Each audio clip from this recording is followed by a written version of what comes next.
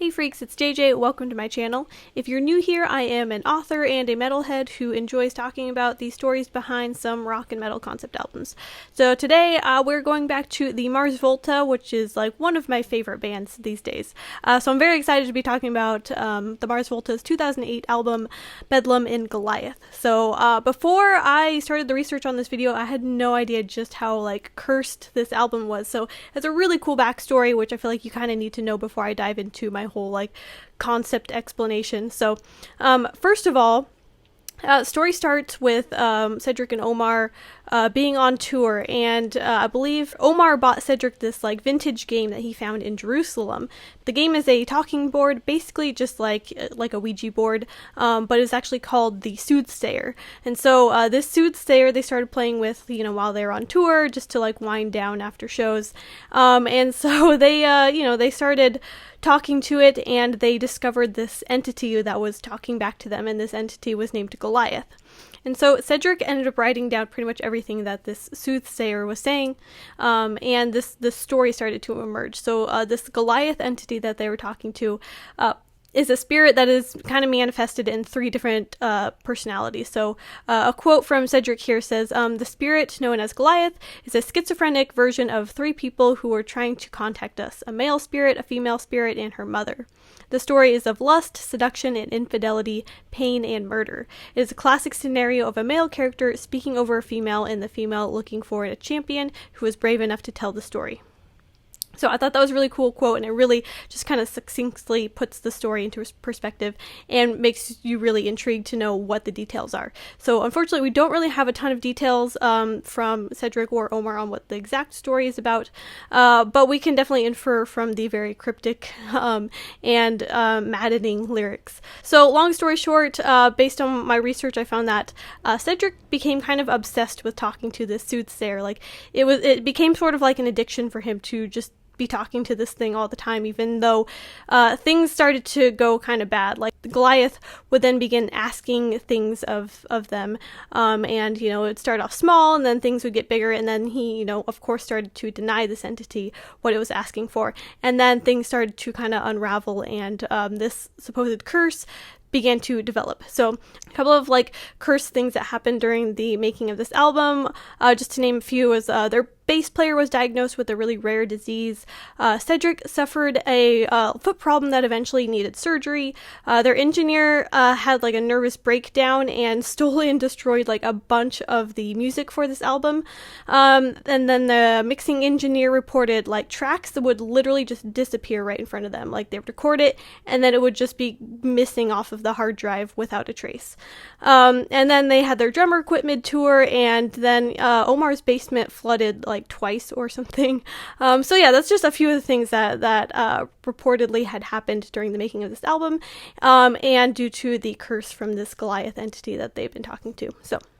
And this is coming from a band that's already seen a ton of tragedies. So if you have not already watched my videos on Deloused in the Comatorium and Francis the Mute, then you can go watch them up here. I'll put a link. But yeah, basically a lot of tragedy in this band's backstory. So I have no problem in believing that this band is actually really cursed, or was for a period of time.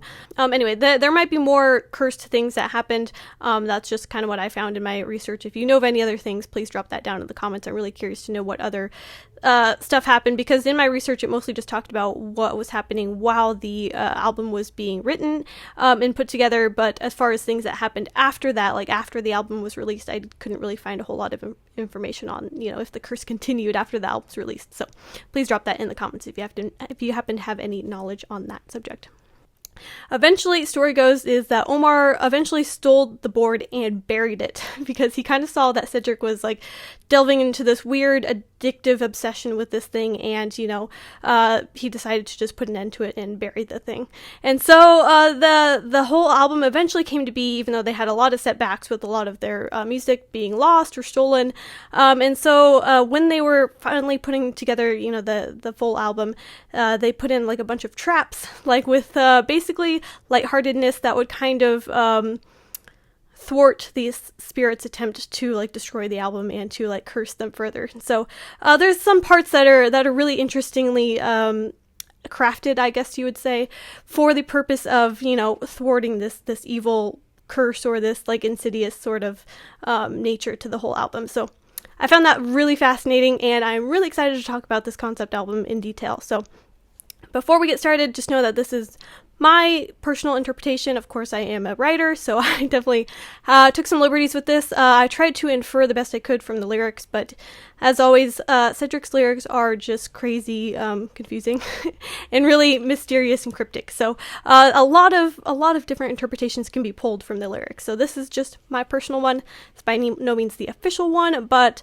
as far as I've seen, this is like not many people have attempted to go track by track and explain the actual story that takes place in this album. So here is my rendition. Feel free to subscribe if you haven't already, if you want to support what I do here on this channel.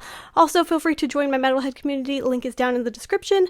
And I am currently giving away, next month will be my last month of giveaways for this like time period, but I'm giving away little free Chimorist patches. If you want to figure out how you can win one of these, go to the link down in the description, all for free and all that junk. So let's get started.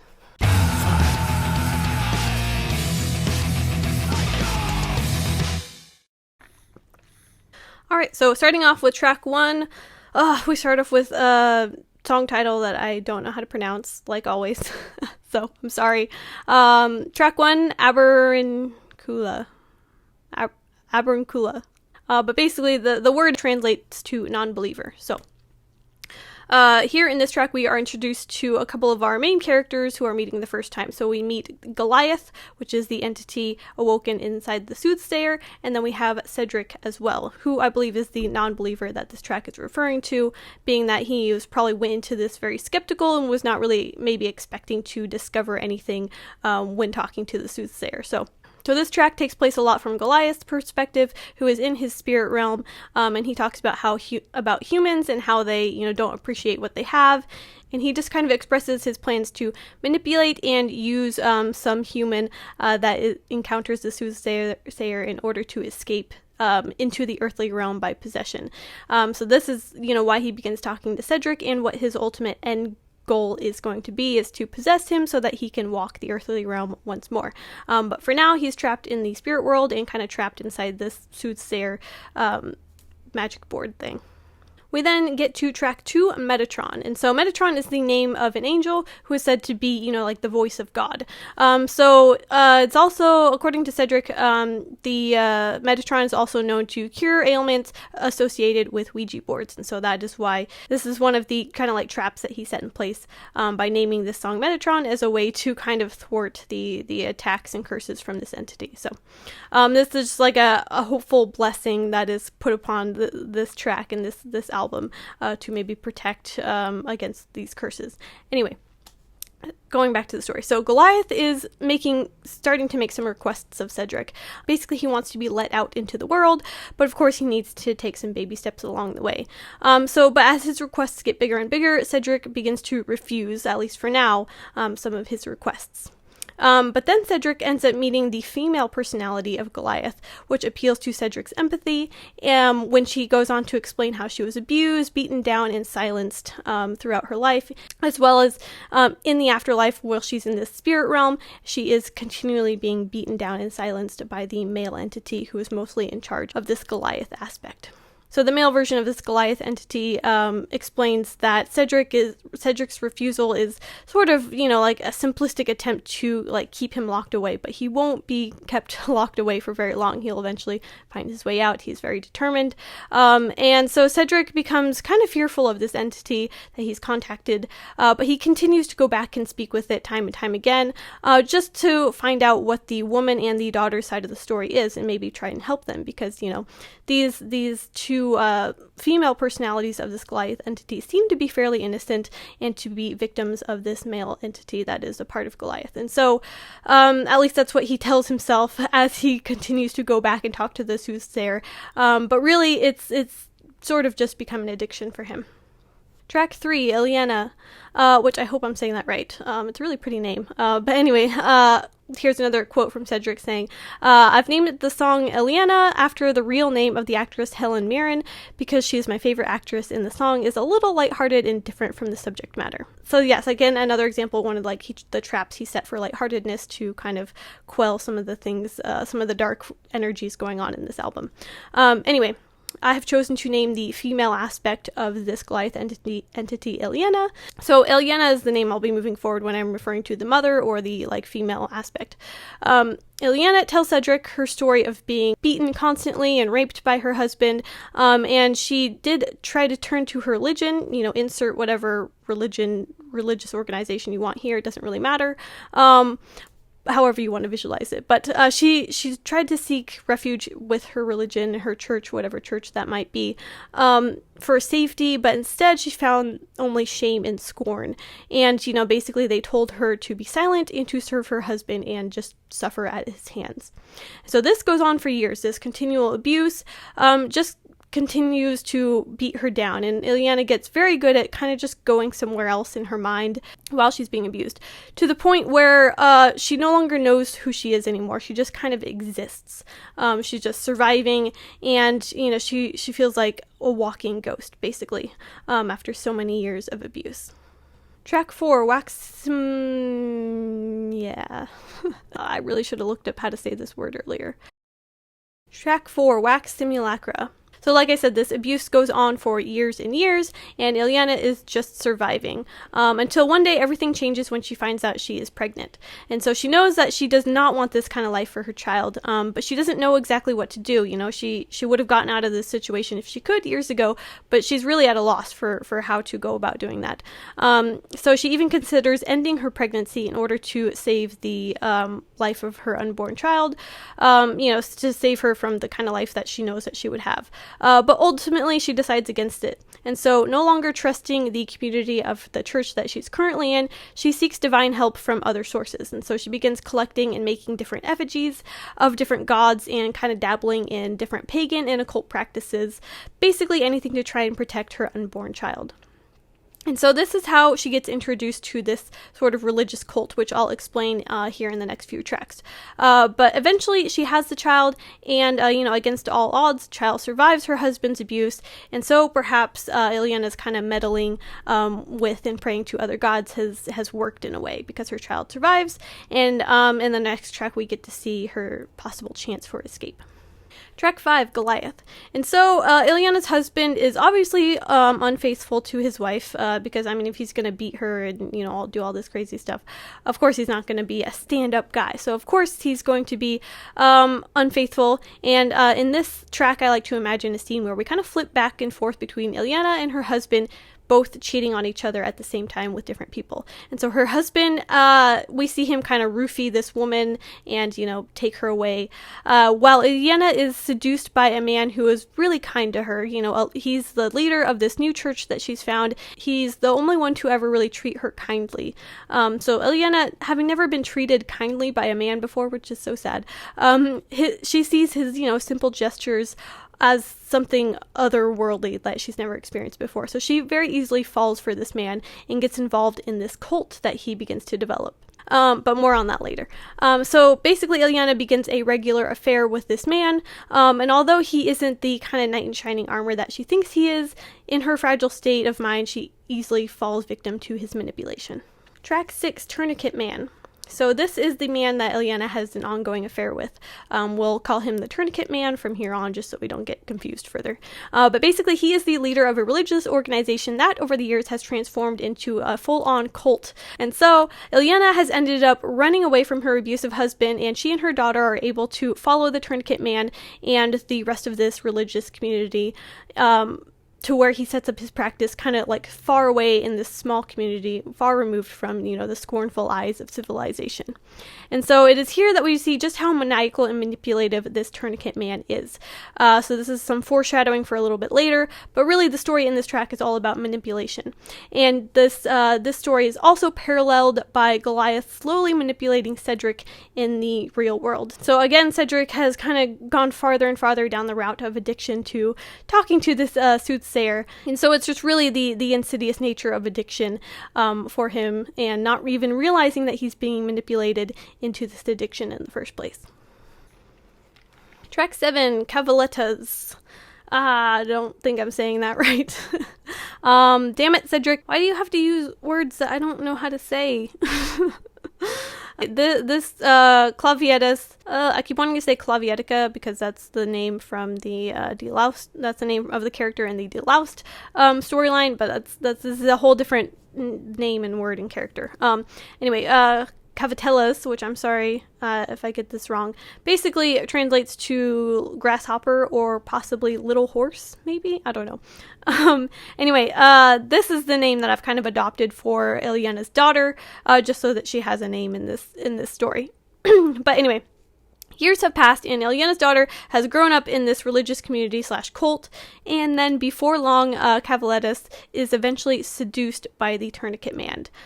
Basically, he uses his power and position to manipulate this poor, naive young girl into his bed. Yeah, pretty fucked up. Pretty gross, but that's just how I imagine the story. Anyway. That's what happens, and meanwhile, Goliath is here also taunting Cedric, tempting him to give in to his wishes, just as the Tourniquet Man has tempted Cavaletas. Track 8, Agadez, I don't know. Basically, it's a city in Niger, and the way I interpret it is the name of the place where this cult has settled. Anyway. Ileana finds out about her daughter's affair with the Tourniquet Man, and she's obviously really disgusted and horrified, and she now begins to see the Tourniquet Man for, the evil person that he really is.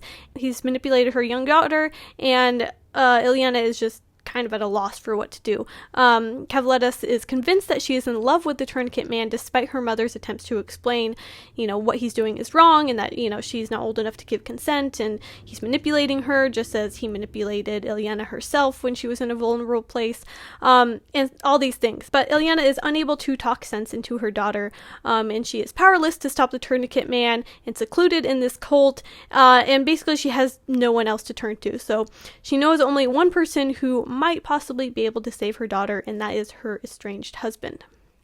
So that takes us to track 9, Asclepios.